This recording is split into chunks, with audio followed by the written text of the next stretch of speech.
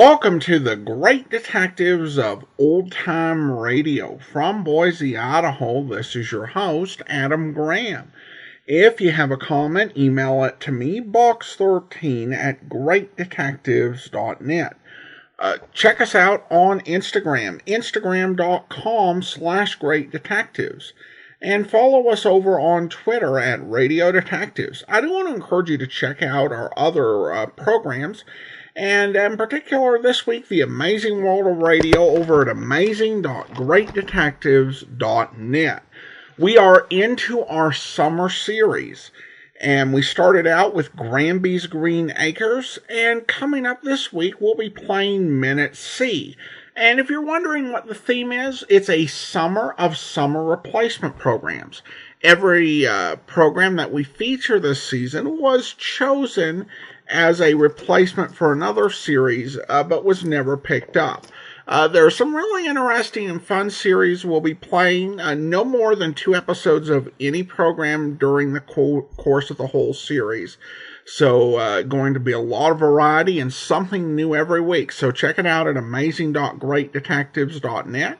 And you can find all of our other podcasts, including Public Domain Video Theater, OTR Superman, and The War, all at the top sidebar over at greatdetectives.net.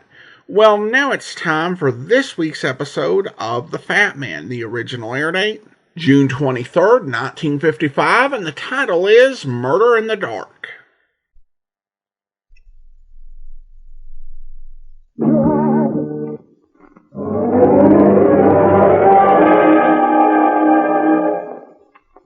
There he goes into that drugstore. He's stepping on the scales. Weight 239 pounds. Fortune, danger. Who is it? The Fat Man.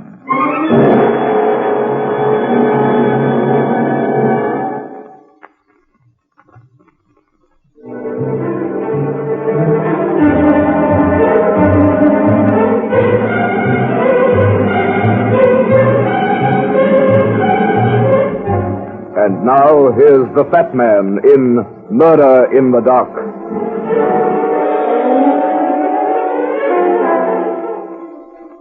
This one began at a party out in a swank estate up around Fairview. The host was one of those rich art collectors who valued his possessions a great deal more than the people he invited to his home. So I was hired to watch the art treasures, the silverware, and a priceless collection of guns in the trophy room. Nobody took the trouble of introducing me to any of the guests, so I was glad I'd brought Kathy along as a kind of technical assistant. But even she deserted me at times, so I parked myself next to a tray of crab meat savories and began to nibble. While I was at it, a gorgeous brunette sidled up to me and started a conversation. All by yourself? I was until you came along. How about you? No, I've got a husband around somewhere. But I'm not looking for him. That's good. You're Dumont, aren't you? Who? Dumont, the art critic. Not me. Oh, but you must be. I know everybody else. I wish I did. I don't know anybody, not even the host. Well, come on. I'll introduce you to Mr. Grayson. And break up this twosome? Grayson can wait. For heaven's sake, who are you? Brad Runyon. Runyon? You're not someone I should know. Not unless you're out to steal the silver. I beg your pardon. I'm a detective. A private detective. Well, I must say that's a surprise. Who hired you? Mr. Grayson? No, I've never met the gentleman. His attorney did the honors. I see. Anything wrong? Well, I am a bit shocked. I had no idea everybody was being watched. Oh, it isn't as bad as all that. Isn't it? Aren't you watching it? I'm watching you. But then I enjoy doing that. That will do, Mr. Runyon. You better keep your mind on your work. Yourself. Oh, Kathy. Where in the world have you been? Mixing with the horse, he said. Didn't you tell me to find out who everybody was? Uh-huh. Who is everybody? Well, that white-haired gentleman over there by the fireplace is our host, Mr. Grayson. And the young man he's talking to is Mr. Marco. What about the brunette I was talking to? Didn't you get her name? No. What were you doing? Trying to get her telephone number? No, but I will when yours is out of order. I like that gown she was wearing. You would.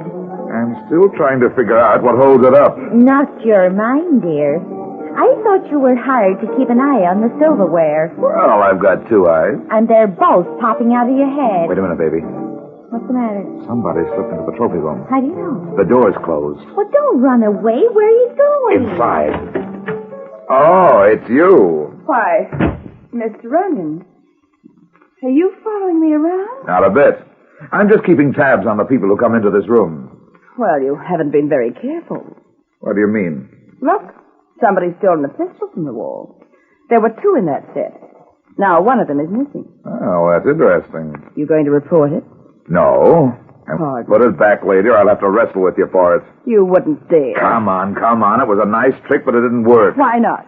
Because you're the only one who's been in this room. Besides, you can't hide a pistol in a bag that small it bulges. All right, you win. Then suppose you tell me what you wanted the gun for. I didn't want the gun, Mr. Runyon. I just wanted to find out if you really were a detective.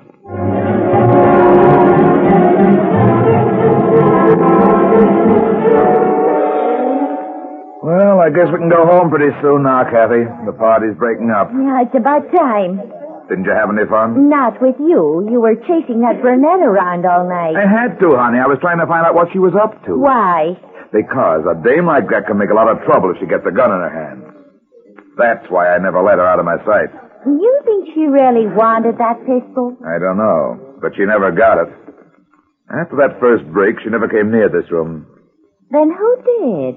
What do you mean? Look at the wall, Brad. That pistol's missing.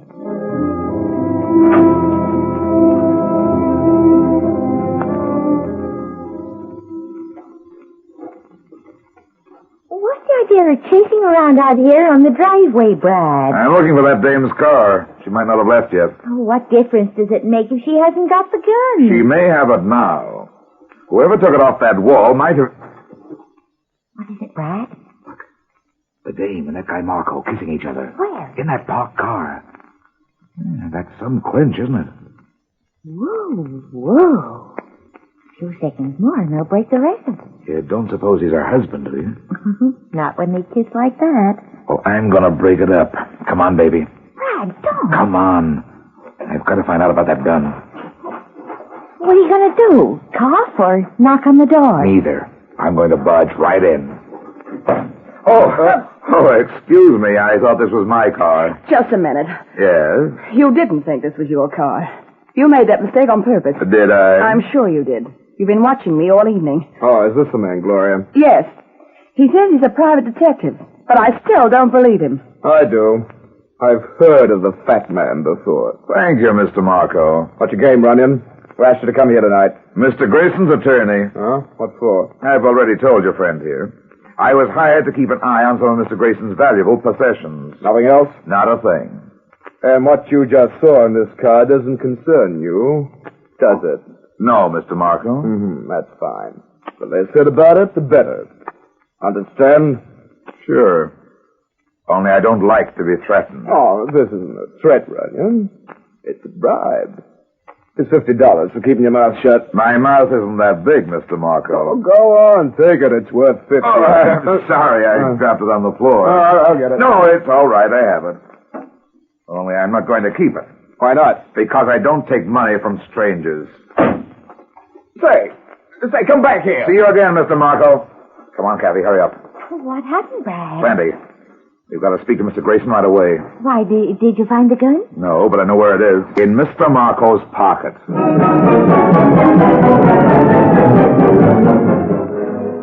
Are you certain about this, Runyon? Positive, Mr. Grayson. He has the gun all right.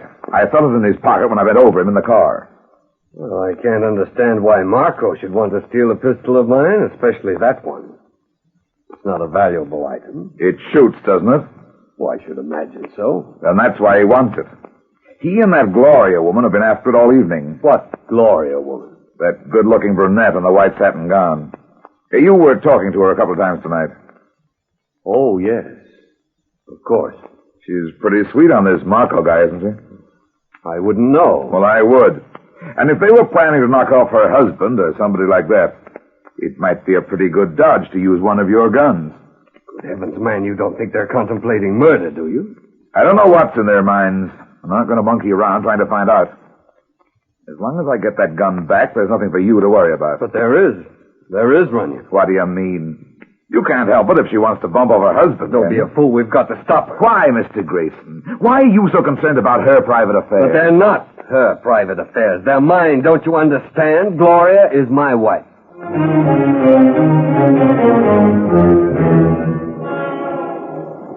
Well, good night, Kathy. If I can make it, I'll be around to pick you up the first thing in the morning. You think Mr. Grayson will be safe? He ought to be. We're the only ones who know he's spending the night at his club. What about his wife? I left a note for her, saying he was called out of town. And Marco? Don't worry, baby. He and Gloria won't try anything for a long while yet. Why not? Because they know it'll mean the chair for them. After what we saw in the car tonight, they'll never be able to kill Grayson and get away with it. Not unless they're awfully cagey. But Marco still has that gun. Not anymore, honey. I peeked into the trophy room before we left. That pistol was right back on the wall.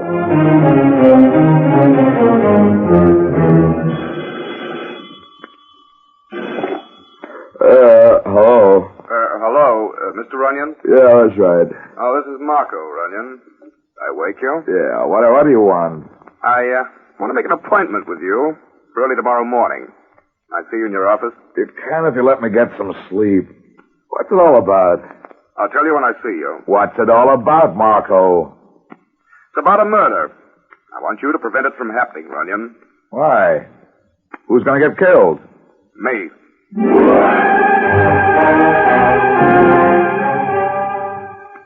Son of a gun. Get him to come down here at 9 o'clock in the morning when he doesn't show up. Is that you, Marco? No, it's me.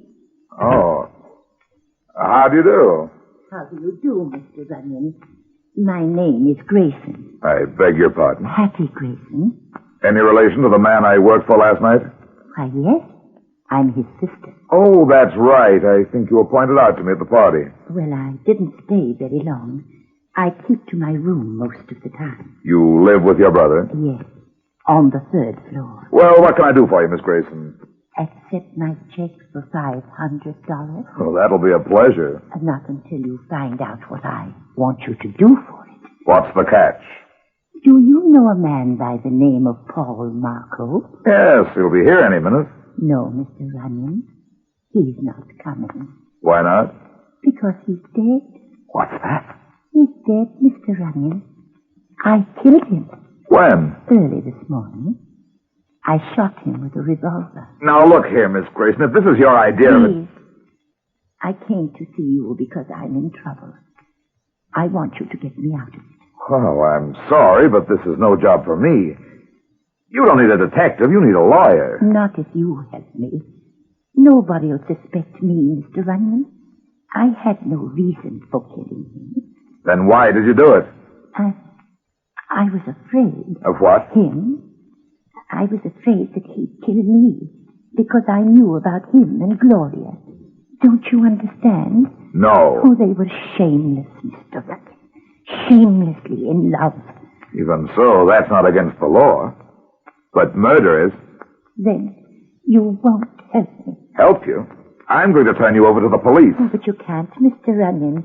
I told you all this in strict confidence. This is more than a confidence, Miss Grayson. I'm not withholding information on a murder case for you or anybody else.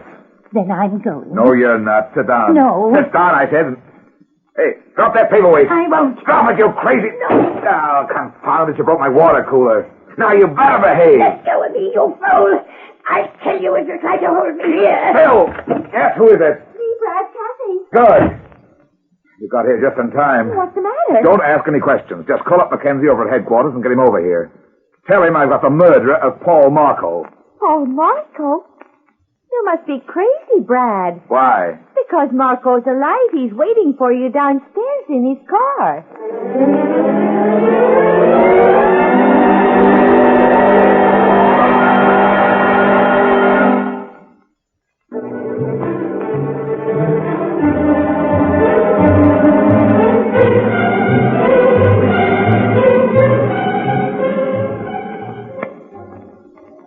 Well, you really are down here, Marco. Couldn't find a place to park, Runyon. Well, I sure am glad to see you. In one piece, anyway. Well, what do you mean? Grayson's sister just told me a nice little fairy tale about you. Hattie, was she in your office? Yeah. I didn't know she was allowed out of the house. What's wrong with her? Couldn't you tell? She isn't all there. Suffers from an overactive imagination. I might have guessed it was something like that. Well, she had me fooled.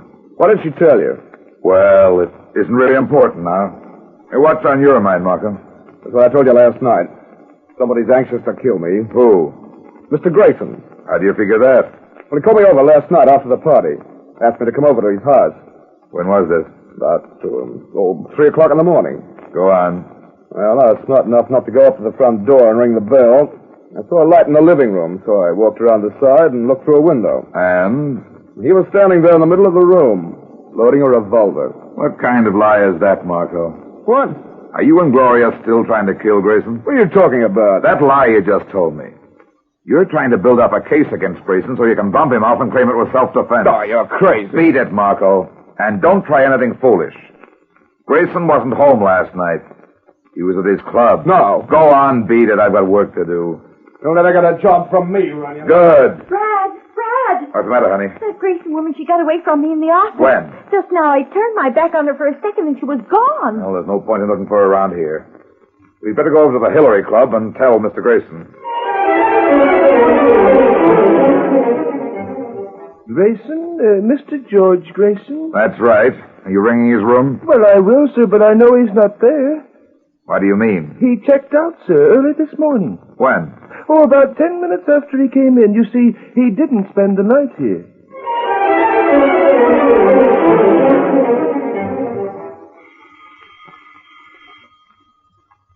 Oh, why the heck doesn't somebody answer the door? Don't ask me, dear. Why not? With all the servants Grayson has, you'd think one of them would come. Oh, at last. Yes? Is Mr. Grayson in? Well, I don't know if yes or not. Chris should answer door because I am working kitchen. But he is upstairs. A fine thing. Well, you come in, please, yes? Thank you. I go. Find Chris. Thank you again. Think anybody's home, Brad? How can you tell in a stadium like this? Come on, let's wait in the library. Oh, feel like reading. No. Then why the library? A little privacy, dear. I'm going to put my arms round you. Oh, what a nice idea. Will you come into my parlor? I don't know. You spiders have it too easy. Come on, come on. Brad, you're so rough. That's because you're so smooth. Now? Now? Oh, darling. You can be so romantic when you want to be. How do you mean? You carry your own moon around. All I have to do is light it up. Sometimes it lights by itself. Well, I wish it would... Oh, Brad. What's the matter? Somebody's sitting in that chair. Hey, what's the idea? Get up out of there. I don't think he can. You're right, Kathy. He's dead. Oh? Marco had a scotch out of this glass and cashed in. What is it? Smells like cyanide. Wait a minute, baby. Somebody's coming. Chris? No. It's a woman. Quick, get down behind this desk. I'm down. The Grayson dame, the cuckoo. He's got a gun. Wait. Mr. Marco. Mr. Marco, I know you're in here. Where are you? Stop the noise, Hattie. I didn't hurt you. I just frightened the gun out of your hand. Pick it up, Kathy. Right. Oh, Mr. Runyon, how did you get it here? Your Swedish maid did the honors. Evidently, Chris wasn't working. But... What are you trying to do, Hattie? Kill a dead man? What? I'll talk to you later. Call up headquarters, Kathy. This time there really is a corpse.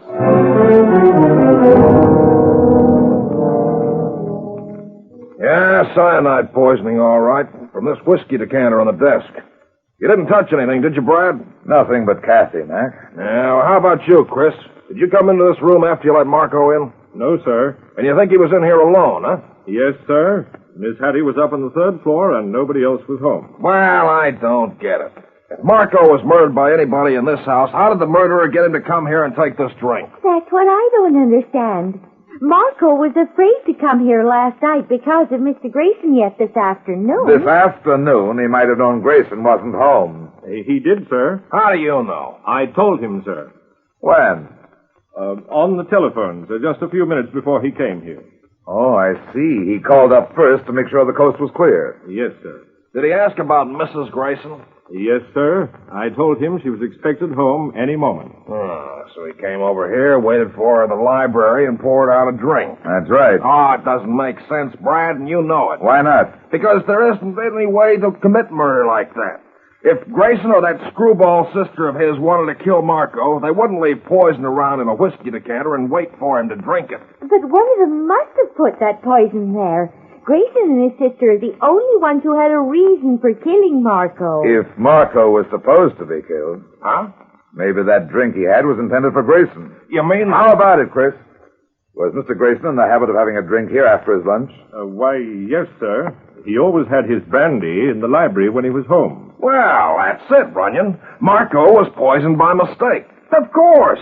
Whoever put the cyanide in that decanter meant it for Grayson. Then there's only one person who could have done it. Who? Grayson's wife, Gloria.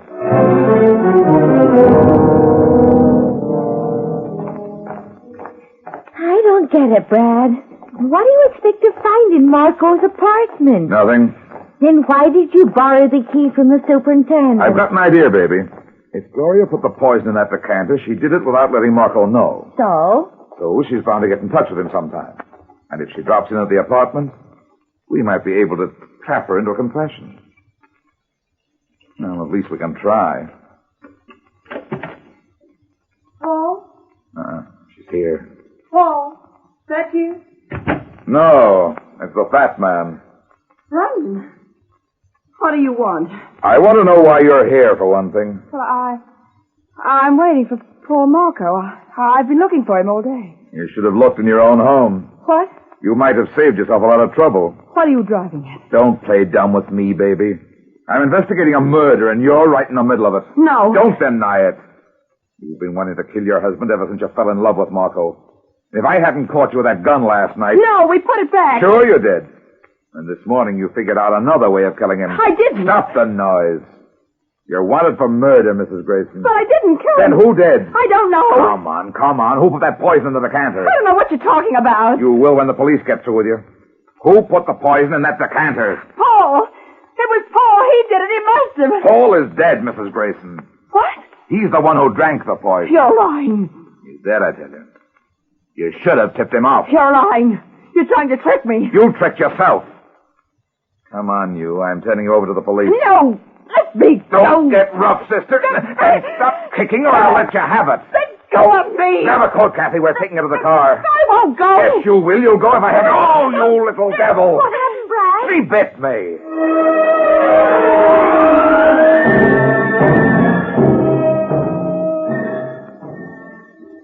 The car's right over here, Mrs. Grayson. Will you come quietly or do I have to carry you?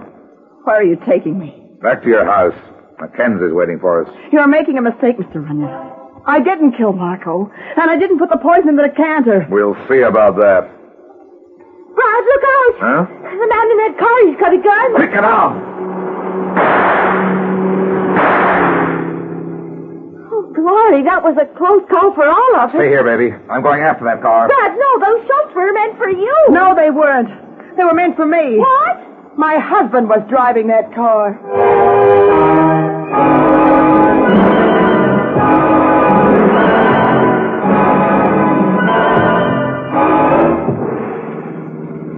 Step on it, Brady. We'll overtake him in a minute. Don't get excited, Runyon. This is a police car, not an aeroplane. Okay. Only I don't want to lose him. We'll get him now on this straight stretch. Don't wreck him. For Pete's sake, be quiet or I'll wreck all of us. Grayson, pull over. We'll run you off the road if you don't. We've got him now. He's slowing down. Give him a chance, will you? He's doing it, you know. Nice work, Brady. Nice work. All right, Runyon. He's yours. Thanks. You better come with us, Mr. Grayson. You're under arrest. Did I kill her? No, but you're under arrest just the same. Oh, well, it doesn't really matter anymore. Nothing mattered after I found out I'd lost her. I wanted them both to die. Then you killed Marco. Marco? No. What do you mean? I didn't know he was dead.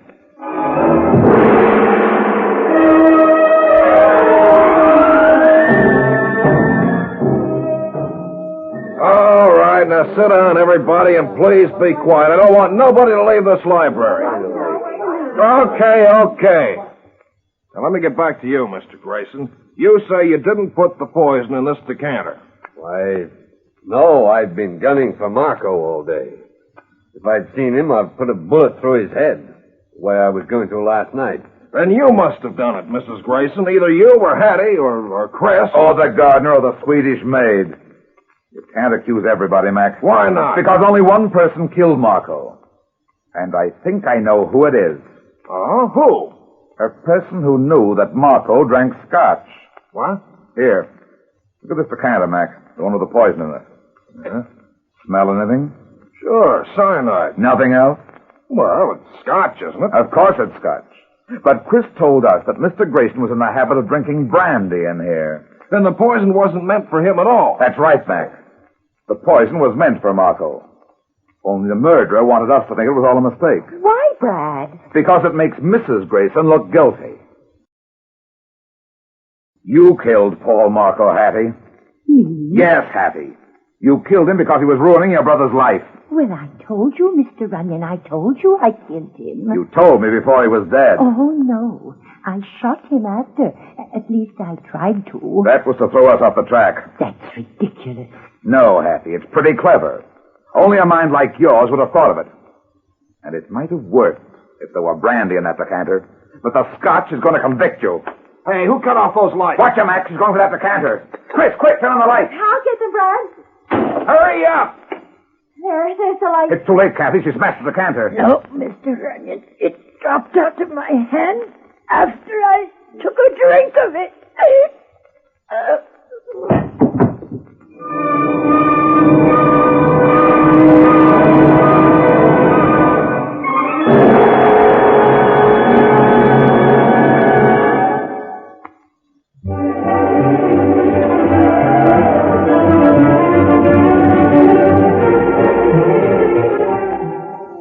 That's that. It seems I spend my life in getting into trouble and getting out of it. But at the same time, I generally manage to get some other people in and out of trouble, too. Be seeing you again. So long.